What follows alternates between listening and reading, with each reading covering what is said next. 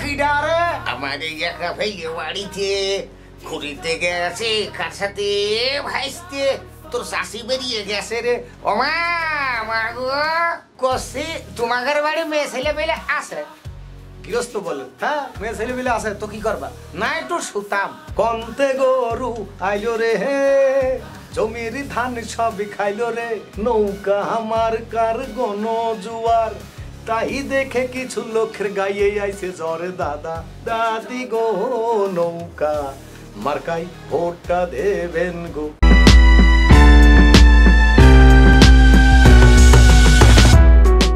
সুপ্রিয় দর্শক, শুরু করছি মুভি বাংলা টেলিভিশনের অনুষ্ঠান ডিজিটাল তারকা। সাথে আছি আমি মোহাম্মদ মানিক খান। আজকে অতিথি হিসেবে এমন একজন মানুষকে আমরা পেয়েছি, গ্রাম বাংলার মানুষের কাছে সুপরিচিত একজন মুখ, অভিনেতা মুজিবুর রহমান। কেমন আছেন আপনি? জি আলহামদুলিল্লাহ। তো আপনার অভিনয় জগতে আসাটা আসলে কিভাবে ছিল, আমাদেরকে যদি একটু জানাতেন। আমার মূলত অভিনয়টা আসাটা এরকমভাবে এসছে, ধরেন দেখা দেখি চাষ দেখা দেখি বাস। বিভিন্ন শিল্পীর শুনছি, তখন তো আর দেখার সুযোগ ছিল না। আমরা তো প্রথমে শুরু করছি অডিও ফিতার থেকে শুরু করছি। তা তখন আমরা শুনতাম বিভিন্ন শিল্পীর ক্যাসেট শুনে শুনে এই আস্তে আস্তে আস্তে আস্তে ভিতরে আসলো যে না আমার একটা কিছু হতে হবে, আমার একটা কিছু করতে হবে, এইভাবে আসা। তো অভিনয়ে আসার আগে কি করতেন আপনি? আমি অ্যাকচুয়ালি পড়াশোনা করতে করতেই অভিনয়তে আসা। লেখাপড়ার ফাঁকে ফাঁকে অভিনয় মানে প্র্যাকটিস করতাম, যে চেষ্টা করতাম কিছু একটা করা যায় কিনা আর কি। অভিনয়টা কোথা থেকে আপনি চেষ্টা করতেন? অনেকেই আছে মঞ্চ থেকে চেষ্টা করে, অনেকে আছে টেলিভিশন দেখে দেখে চেষ্টা করে। তো আপনাদের সময়টা আপনারা কিভাবে চেষ্টা করতেন? আমাদের সময়টা মূলত একটা সময়, আমরা যখন ছোট ছিলাম তখন আমরা দেখেছি আমাদের যারা মুরব্বী ছিল, সিনিয়র পার্সন ছিল, তারা কিন্তু আপনার ওই গ্রাম বাংলায় আমরা ওই ভেটো যাত্রা দেখেছি। তো এই ভেটো যাত্রাগুলো হতো, মেয়ে মানুষ ছেলে সেজে সেজে অভিনয় করতো। তো তাদের মেয়ে মানুষের মতো দেখা যেত। তো আমি আবার স্টেজের পাশে বসে এগুলো খুব উপলব্ধি করতাম, যেখানেই হোক না কেন যেতাম। তো সেখান থেকে আমার একটা কাজ হতো, ভিতরে কাজ করতো যে আমি যদি ওনার মতন অভিনয় করতে পারতাম, স্টেজে উঠে যদি অভিনয় করতে পারতাম, তাহলে আমার 5টা বন্ধু আছে, তারা আমার চিনতো, আমার মূল্যায়ন করতো, সম্মান করতো, এই তুই করতে পারিস, এই যে ব্যাপারটা আছে এরকম। তো আপনার যখন প্রথম অভিনয়ে আসছেন তখন আপনার পিছনে কে ইনভেস্ট করেছিল? কারণ হচ্ছে অভিনয়ে আসার ক্ষেত্রে বা আপনার যে সিডি ক্যাসেট বলেন আর ফিতা ক্যাসেট বলেন, যেটাই আপনাদের সময় যেটা ছিল, তো তখন তো আপনার একটা ইনভেস্ট লাগতো। তো সেইটা আপনার কিভাবে আপনার জুগিয়েছিলেন?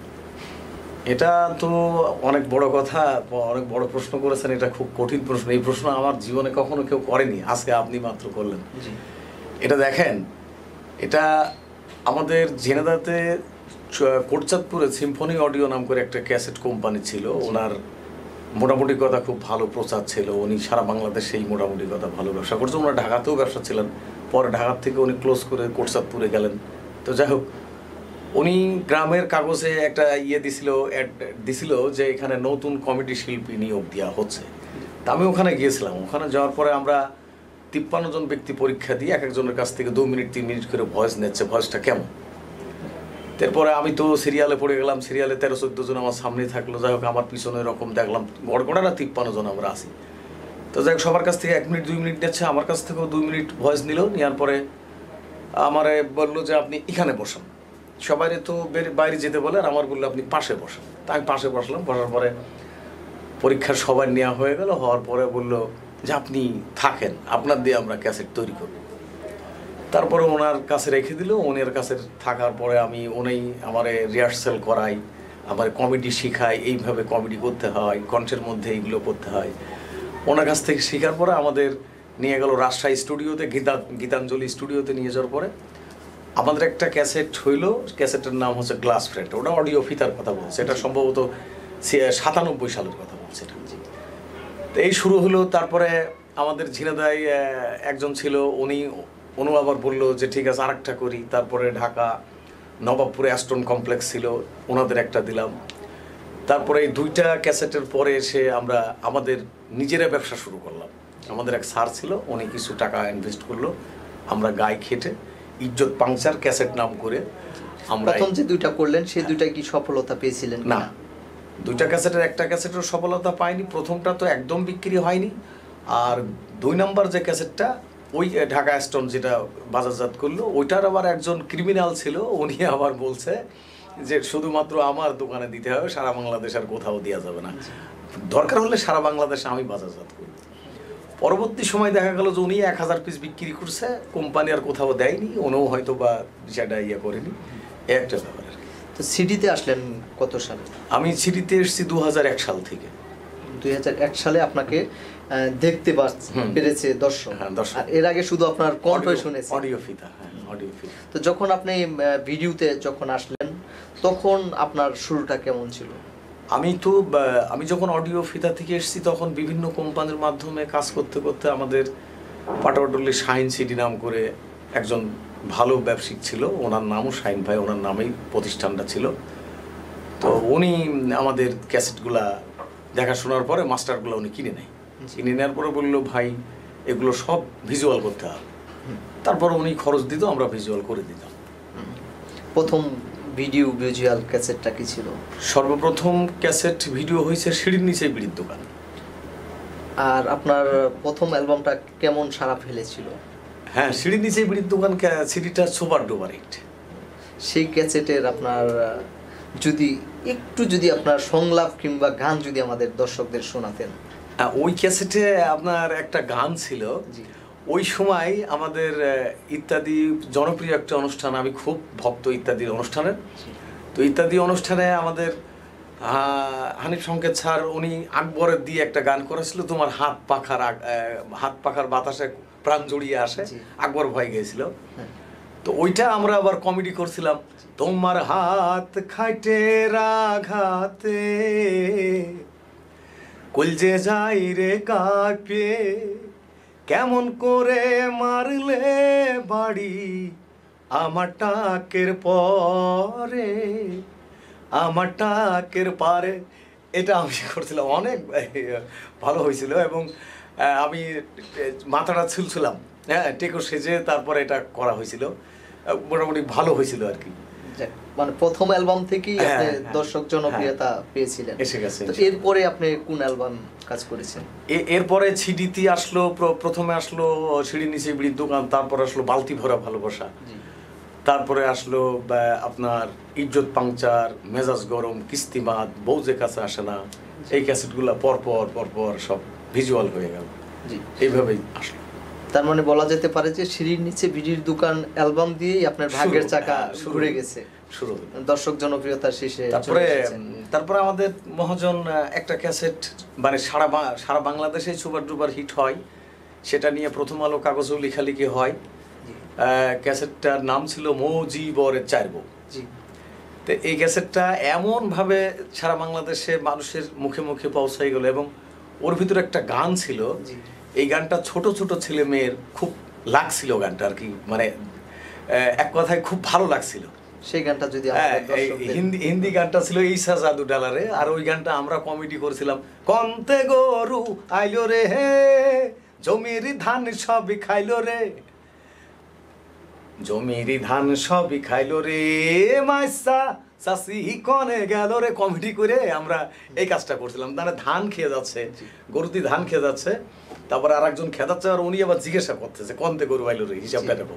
তো ওই গরুর মালিক ছিল এক চাষা, ওই চাষা আবার বলছে, তোদের শাশির কথা বলবো কি যে পাড়াই শুধু ফিল্ডিং মারে আমার এই একা ভাইয়ে বাড়িতে ঘুরিতে গেছে, কার সাথে ভাইস্তে তোর শাশি বেরিয়ে গেছে রে। খুব মজার একটা ব্যাপার ছিল।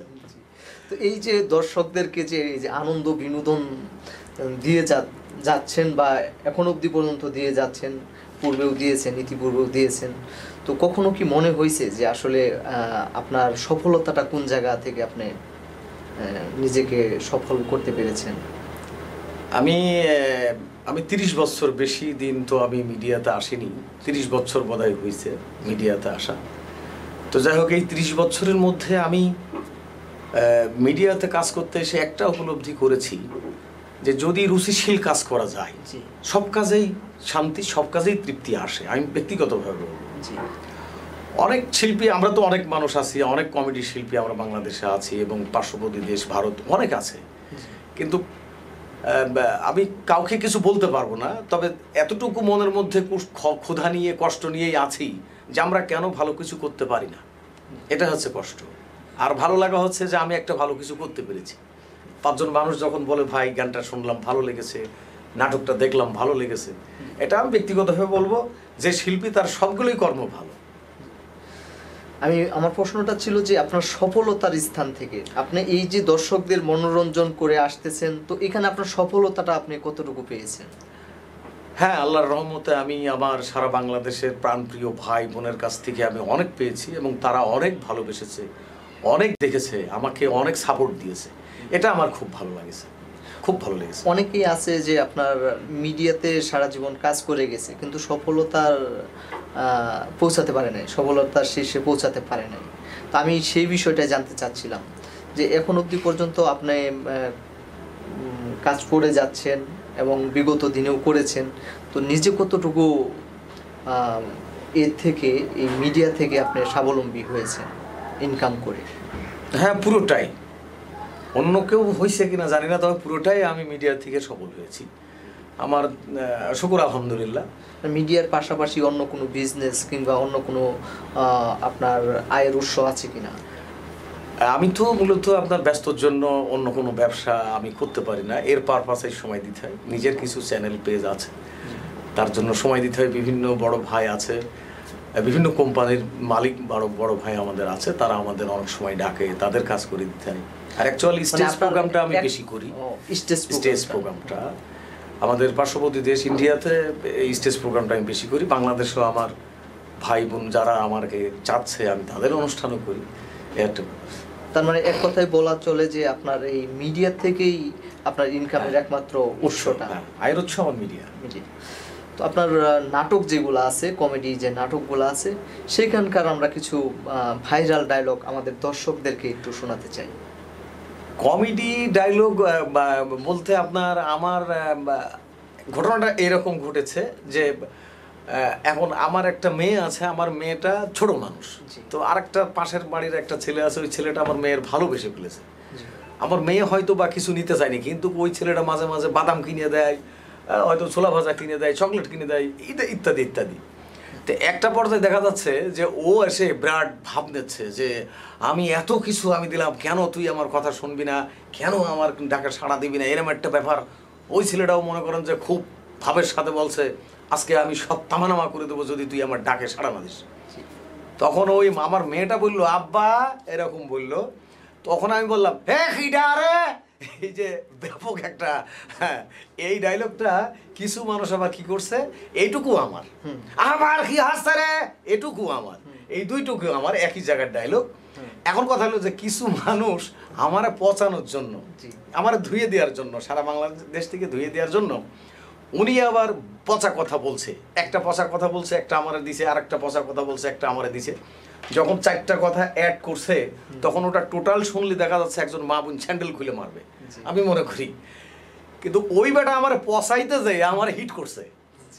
ঠিক আছে, এখন আপনি যেখানেই যান আপনি শুধু বলবেন হ্যাঁ খিটারে, তখনই মানুষ জানবে যে মুজিবুর রহমান, মানে আপনি বলছেন, অথচ নামটা আমার হবে।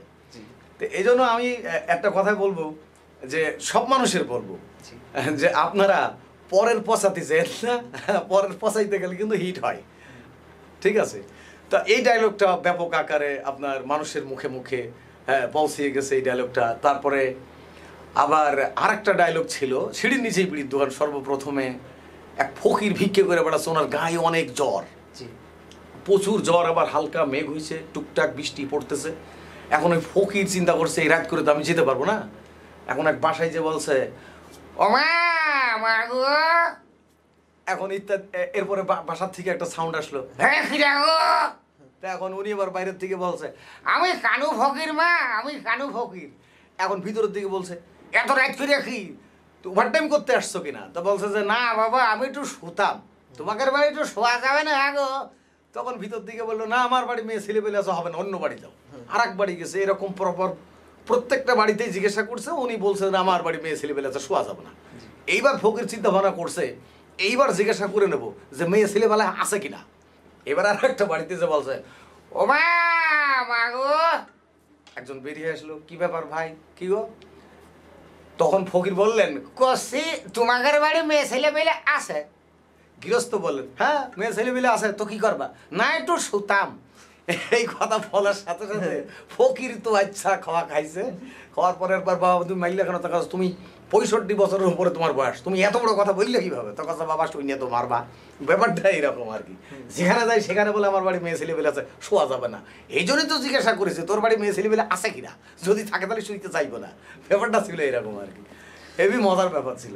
যাক, রঙ্গরসে মানুষকে সবসময় আনন্দ বিনোদন দিয়ে যাচ্ছেন, এখন পর্যন্ত দিচ্ছেন। তো এখন বর্তমান সময়ে কোন কাজগুলা করতেছেন? এখন বর্তমান সময়ে আমাদের নিজেদের পেজ এবং চ্যানেলের কাজ চলছে, আর ইন্ডিয়াতে বেশ কিছু অনুষ্ঠান শুরু হয়ে গেছে। এখন ইন্ডিয়ার ভোটভাট হয়ে গেছে, তো ওখানে আবার যেতে হবে। বাংলাদেশে কিছু স্টেজ প্রোগ্রাম আছে, আবার আমাদের ইতিমধ্যে আবার ওই দুবাইতে 5খানা অনুষ্ঠান ক্যান্সেল হয়ে গেছে বন্যার কারণে। আচ্ছা, আপনারা যে আগে যে কাজ করতেন সিডি বাজারে, সেই কাজগুলা আর এখনকার কাজগুলোর মধ্যে কতটুকু পার্থক্য খুঁজে পাচ্ছেন? আমি তো বেশি দিন তো আমি ধরেন এই লাইনে আসিনি। যতটুকু সময়, যতটুকু এসেছি, যতটুকু ভেবেছি পেয়েছি। ব্যক্তিগতভাবে বলবো, আমার সময়ে বা আমার সিনিয়র যারা শিল্পী আছে, আমার মনে হয় না যে সিডির আমলের থেকে আমাদের ইউটিউব আমলটা আমাদের জন্য ভালো, আমার মনে হয় না।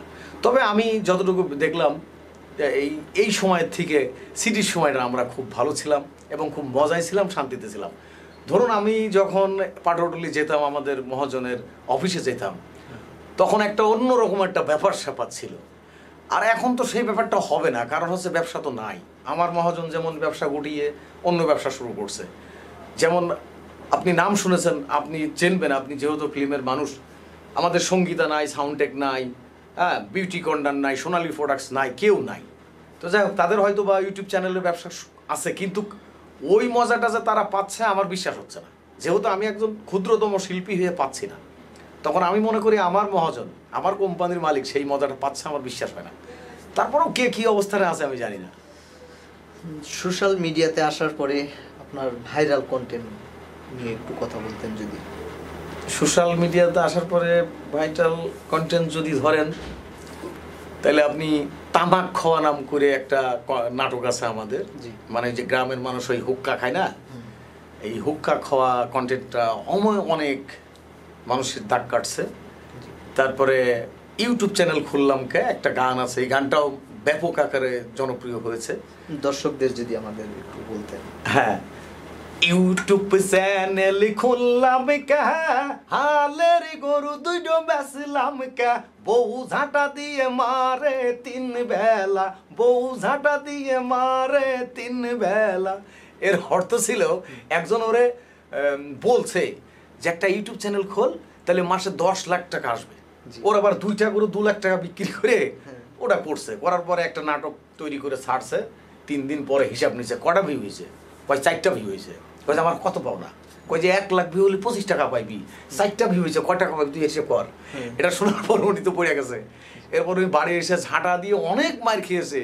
হ্যাঁ, তো এই গানটা অনেক জনপ্রিয় হয়েছে এবং সব মানুষের মুখে মুখে এটা পেয়েছি।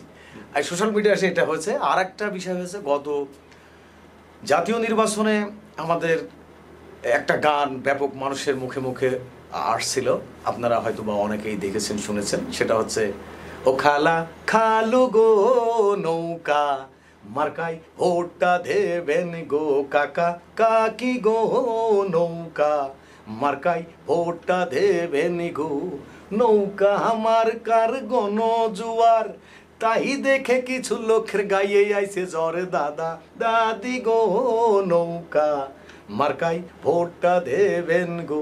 এটা ব্যাপক আলোড়ন সৃষ্টি করছে। এই গানটা ছিল। তো আমরা দেখতে দেখতে অনুষ্ঠানের একেবারেই শেষ প্রান্তে চলে এসেছি। তো শেষ করার আগে যদি দর্শকদের উদ্দেশ্যে কিছু যদি বলতেন। আমি আমার প্রাণপ্রিয় ভাই ও বোনদের একটা কথাই বলবো, আমি একজন ছোট মানুষ হিসেবে আমি আপনাদের ছোট ভাই, সন্তানের মতো। আমরা যারা বিশেষ করে মিডিয়াতে আসি, মিডিয়ার কাজ করি, তো অনুরোধ একটাই যে আমরা ভালো কিছু করব এবং ভালো কিছু আমাদের মা বোন আশা করে এবং আমাদের জাতি ভালো কিছু সবসময় আশা করছে। এই ভালো কিছু নিয়ে আমরা থাকবো। আর আমার প্রাণপ্রিয় মমিন মুসলমান ভাই ভাই বোন বন্ধু এবং আমার সনাতন ধর্মের যে সকল দাদা দিদি আমাদের এই অনুষ্ঠানটা দেখছেন, আমি সকলকে অনুরোধ করব, ভালো কিছু করি, ভালো কিছু আমরা দেখব, ভালো কিছু থাকলে আমাদের ফ্যামিলির সকল সদস্য নিয়ে এটা উপভোগ করা সম্ভব। ধন্যবাদ আপনাকে এতক্ষণ আমাদের সাথে সময় দেওয়ার জন্য। সুপ্রিয় দর্শক, দেখতে দেখতে অনুষ্ঠানের একেবারেই শেষ প্রান্তে চলে এসেছি। আগামী পর্বে আবারও দেখা হবে। সে পর্যন্ত ভালো থাকবেন, সুস্থ থাকবেন।